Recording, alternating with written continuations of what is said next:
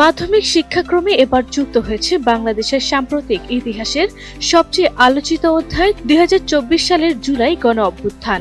নতুন পাঠ্য বইগুলোতে ঠাঁই পেয়েছে কোটা সংস্কার আন্দোলন দমন করতে আইন শৃঙ্খলা বাহিনীর কর্তৃক হেলিকপ্টার থেকে গুলিবর্ষণ এবং ছাত্রলীগ যুবলীগের হামলা ও ফ্যাসিস্ট শেখ হাসিনার পতন সহ নানা বিষয়।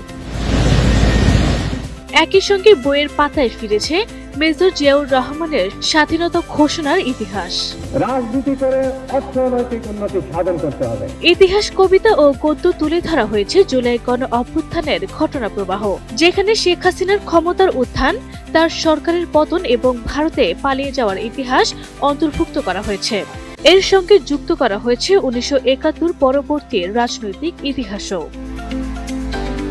জাতীয় শিক্ষাক্রম ও পাঠ্যপুস্তক বোর্ড এনসিটিবি থেকে প্রকাশিত এবং শিক্ষার্থীদের বই ঘেটে দেখা গেছে ষষ্ঠ শ্রেণী থেকে দশম শ্রেণী পর্যন্ত বিভিন্ন বিষয়ে পাঠ্য বইয়ের কোটা সংস্কার আন্দোলনের সূচনা, আন্দোলন দমনে রাষ্ট্রীয় দমন-পীড়ন, শহীদদের আত্মত্যাগ এবং শেষ পর্যন্ত শেখ হাসিনা সরকারের পতনের ঘটনা প্রবাহ অন্তর্ভুক্ত করা হয়েছে।